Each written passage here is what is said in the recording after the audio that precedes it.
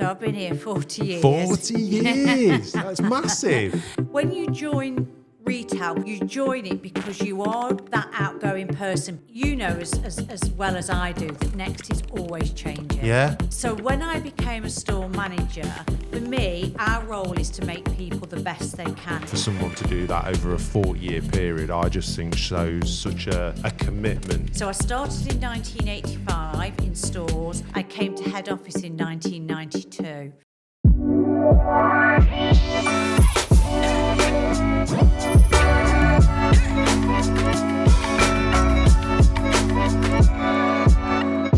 Today I have run a workshop this morning. Ah. And I've been doing some written work because we're rewriting one of our leadership workshops to do more about inclusive leadership. Oh, nice. Yeah, So- that's going right across the business, isn't It there? But we're doing is. it all in different ways, depending what We are, area yeah. it is. So each division is sort of taking inclusive leadership and making it their own from, I suppose, the requirements of their teams. But we are doing a pilot as a whole business. Oh, wicked. Called Inclusive 100, which basically is 100 managers from across the business coming together. They're having a conversation with Catherine Garrod herself. Yeah. And completing like a diagnostic Yeah. to sort of assess where they stand on inclusive leadership and what they're doing well and what else they could be doing. So, yeah, it's really interesting. So have you always been in talent and development or L&D or whatever it's called? Because you've been here a while, haven't you now? Yeah, so I've been here 40 years. 40 years. That's massive. I can't believe it has gone really quickly. And I started by accident. How do you be here for 40 years by accident, eh? Well, I wanted to be a teacher. Okay. This makes sense. So it makes sense a bit. But I got an opportunity to go to Florida when I'd done my A-levels as a nanny. So I went off to Florida for a year as a nanny.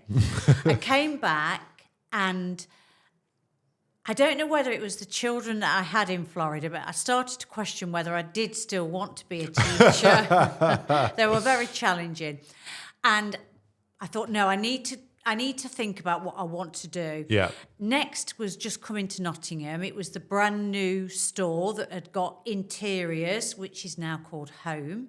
Wow. So, because I think Home is 40 years old as well. This year, yeah. So it all ties together. It is, yeah. So I applied to Next and I thought, well, I'll just do this for a couple of months while I think about what I want to do. So I started at Next in Nottingham and it was one of the first department stores. So we had women's, menswear and interiors, which is now Home. And I started on women's wear. And I stayed there. So, and the reason I stayed there was, as people always say, I loved the people. Yeah. It was a really, and it was exciting because we were brand new. Yeah. Lots of visitors, but I got opportunities to progress. So I quite quickly rose through from being a sales manager through to being what they called at the time a senior sales manager. And then I got various store manager positions across wicked. Nottingham, Leicester. I even went to Sheffield and ended up in Derby. What do you know that point of the people? Because probably you more than most people, you know, you've been here 40 years, so you've seen so much. You work with so many people. Yeah. What is it when people say that? Do you think it's the people? What do you think people mean? What is it about that? That's a really good question, Matt. Sorry. It is a good question. I think it's that we create a sense of almost family. So even within the store, there's lots of things that even back then, challenges and things that you faced, and you're working on it together. And there's the whole piece of support, upskilling each other, and just that whole thing that you are working together day in, day out. So if you don't get on, it makes life harder. And for whatever reason, Next seems to attract, on the whole, people that are that really friendly, outgoing, and want to work together. So it just seems to seems to work really well. No, I agree. It's definitely like that for the team kind of ethos, isn't it? And kind of, like you say, like even you in your early part of your career there, it's like, oh, I'm going to progress. I'm going to go for it. I'm going to try this. I'm going to go for that. I think everyone kind of feeds off each other as well. Absolutely. And I think when you join retail, particularly in the stores, you join it because you are that outgoing person, particularly back then, because we didn't have so much behind the scenes and all this. There was deliveries, but it was the big focus was on the floors and the customer. So if you enjoy talking to customers, then you enjoy being with people genuinely. So that was just a big draw. And there's nothing better than thinking, I'm going to work, but actually I'm going to work with people I like and people that we're going to work together, and whatever the day brings, we know that we'll get through it together. I think that's the best way people have answered that question, because I have asked a couple of people that have been here a while and said, what is it? But that's such a good way of putting it. So thanks for framing that. That's great. And then so what point did you go from, right, you're in the store, when did you transfer over to like head office, and when did you start getting involved in L&D, T&D? Well, because I guess you had that background in teaching and... So I've always had... this is a bit deep now. No, go for it. So my purpose in life has always been that I want to help others. So even as a child, that was one of my favourite games, was to play school teachers. And I also used to like to play shops as well. Yeah. So that's always been in me. And even when I was at secondary school, I used to help with children that were perhaps from disadvantaged backgrounds, and I would help them with extra studies during my lunch time and after school. So that has always been a bit of a calling, that I help people. And I suppose that whole thing of I like people to help people be the best they can. Nice. I like that. So when I became a store manager, yes, I am competitive. I did want to get the results. I did want to be the best store, but I did that through my team. Yeah. So I really enjoyed helping develop and support my team. And I loved nothing more than seeing managers or even team members get promoted and move on.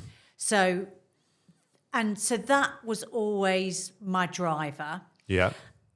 I started to get involved in some working parties as a store manager and came to head office for some various working parties. So that started to, I suppose, make me realise there's a world outside of stores. Yeah. And then an advertisement came, and at the time it used to come on paper, and we used to get a pack of information every week because there was no such thing. Didn't even have a PC in store at that time. No, nothing. Nothing. Didn't even have fax machines. Wow. It was weekly post that you opened up. So I opened up my weekly post one day, and there was a A4 poster for a procedures training officer at head office for a year secondment. And I thought, do you know what? I'm ready for something different. Nice. It's training. There's a link to that teaching. Yeah. So I am going to apply for that. And I did. Nice. And I was successful. And then the secondment got made permanent. Oh, wicked. So that is how I started my journey in learning and development. Yeah, I know so many stories where people have done secondments or took a risk or and it's paid off absolutely massively. But I think it goes back to that fact that there's always there's lots of little opportunities always popping up here, no matter what part of the business you're in. So I think that's there. So you're now in head office. How does that develop? What are you doing? How has that changed from, when you started to now? Like, what's that journey been like? Yeah, it's been a very interesting journey because I started as a procedures training officer. So I started training people on procedures, and that was when we first introduced. It makes me laugh. So people are going to like for the younger generation. So started training people on how to use computers in store. Because as I said, up to me leaving, we didn't have computers. So technology has definitely changed from that point of view. But from being in head office, it gets you to understand the other side of the coin, if you like. Yeah. So you start to see a bigger picture and the bigger business and understand a bit more why things are important in store, why things from a point of view of compliance and legal, because you start to see both sides. Yeah. However, I am definitely retail through and through. So I love being out in stores. So as much as I am in head office a couple of days a week, I love being in stores and I love being out and about. And you still do that now then? Absolutely. Yeah? So next week I'm flying to Belfast. Oh, wicked. And I'm running a commercial impact workshop with a couple of area managers for some of our senior store managers. So yeah, absolutely still out and about. Travel all the time. So I can be down in London. As I said, I could be in Edinburgh, I could be in Belfast, North and the Midlands. Nice. And that's something you've always enjoyed? I've always done. So from day one, when I started in procedures, we didn't fly then, we drove everywhere. Oh, yeah. Yes. Oh, yeah. Yeah. In my first company car, which was a red Astra. Oh. So we only had a choice of 3 company cars back then. There was an Astra, an Escort, a Fiesta, Ford Fiesta, and you got a choice of red, white or blue. Oh, I don't know what I'd go for, actually. An Astra, Fiesta and a... Escort. Probably, yeah. I remember the old Escorts. They were pretty... Well, I went for the Astra because at the time it was a new shape. Ah. And it looked, at the time, very sporty, so I went for red. And I can even remember my number plate. It was J105ORY. J-Reg. A J-Reg. Old J-Reg. Old J-Reg. Old J-Reg. Because I'm talking, I joined 90... So I started in 1985 in stores. I came to head office in 1992. Oh, okay. So you were in store For 7 years. 7 years, yeah. And then been in various roles within various guises of training, L&D, for 33. I have to also give a shout out because I also did a year in health and safety. Oh, did you? Yeah. Oh, did you? Yeah. I'm NEBOSH qualified as well. And in that entire time, why stay somewhere for 40 years? Because there'd be a lot of people that'd be like, how do you do that? Or why do that? Or Absolutely. Yeah, you know, you must have got that loads this year. Loads of times, because we deal with external companies as well, and they'll, sometimes you'll have a bit of a chinwag, yeah. And I can see in their face when I say 40 years, and sometimes I actually feel a bit embarrassed. Oh, do you? Yeah, only because I think, do people think, oh, God, that's boring. She doesn't obviously like change. But the thing is, I haven't done the same job. No. So I've changed my role. I think the most I've ever done a role is probably now, which is about 5 or 6 years. Oh, really? Yeah, so my roles have changed over the time. So, I was a procedures training officer, a retail training officer, a regional training officer.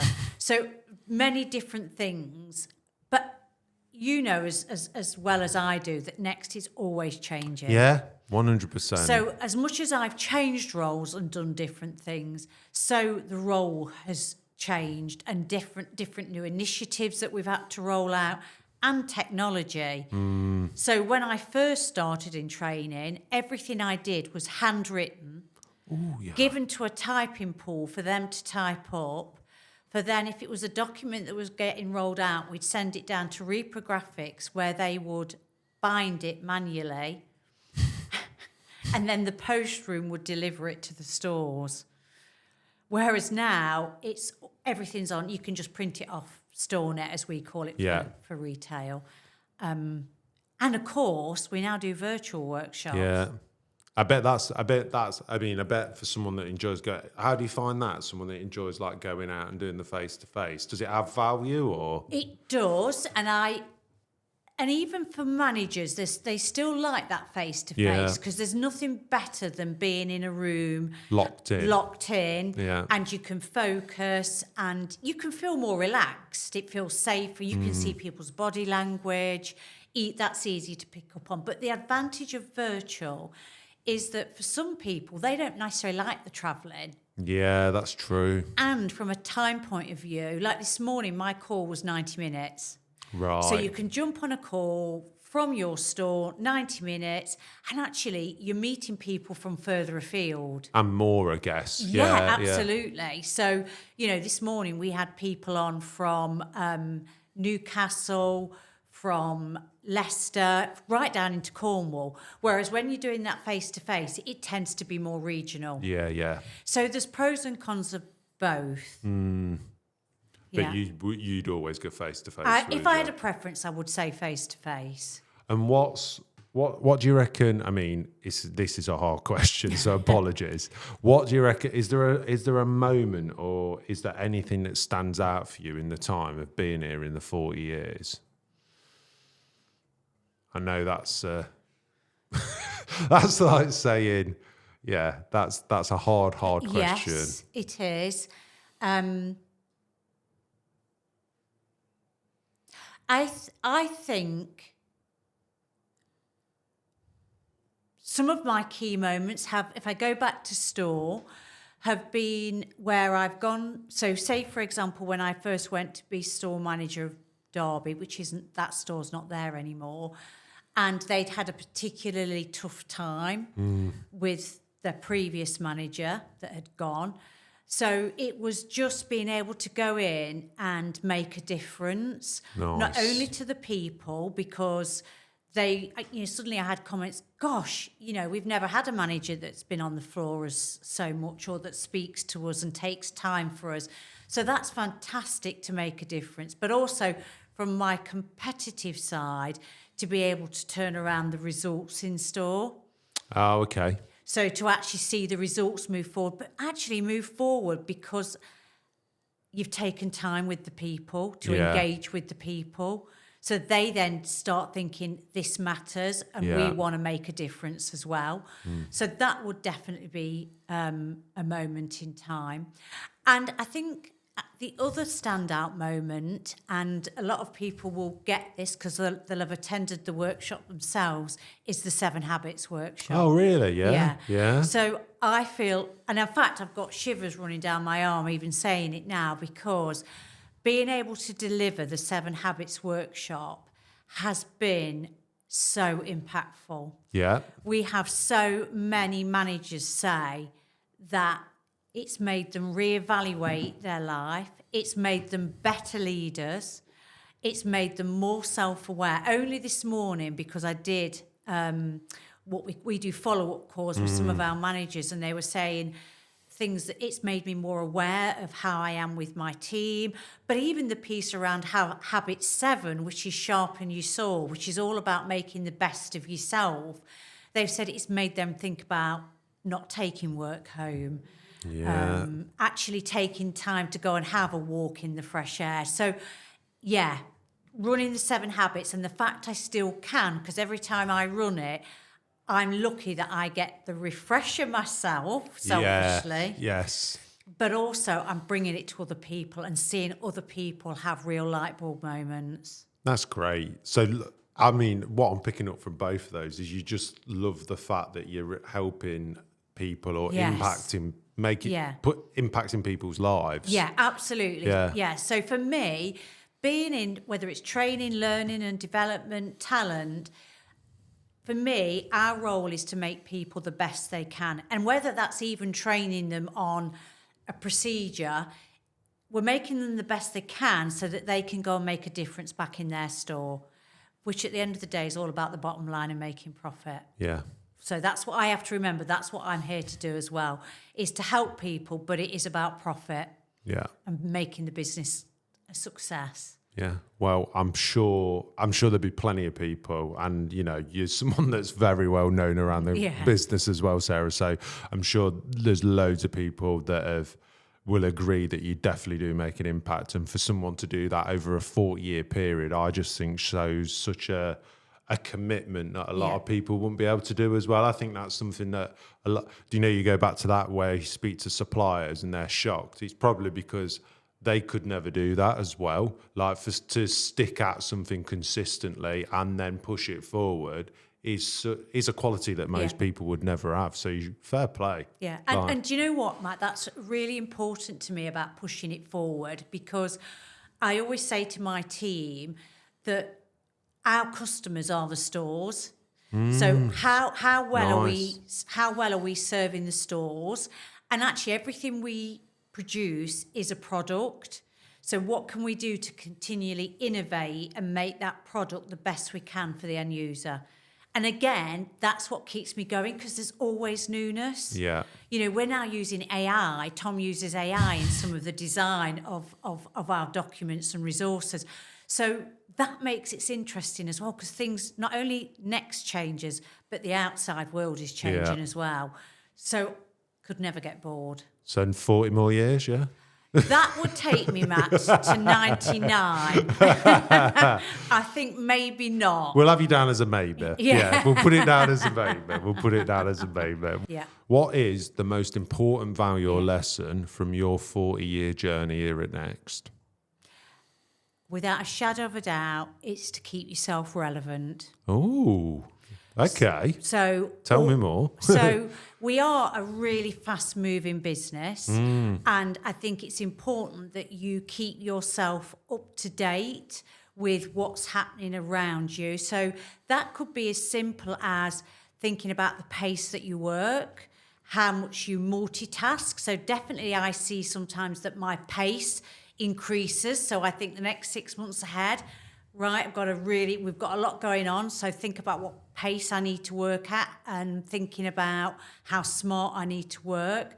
But there's also an element of keeping yourself up to date from a point of view. Let's give the example of AI. So I didn't grow up with computers. So, you know, I'm not saying I am a tech expert by any extreme. However, AI is here to stay. Yeah. So I've made sure that I understand AI. I think about how I can use it, how we can embed it in the team. So I think that's another part of being relevant. And also, don't ever stop learning. Yeah. Great advice. Yeah. So, and I always say to people, it's a bit like your iPhone or Samsung. You don't ever not update it with the latest software. Yes.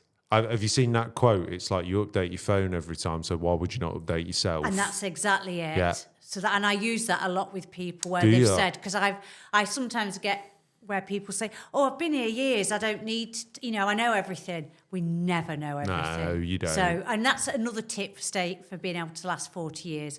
Keep relevant. Well, thank you for coming on, and congrats on the 40 years. Thank you very much. Yeah. And thanks for coming on Life and Next podcast. Thank you very much, and thank you for having me, Matt.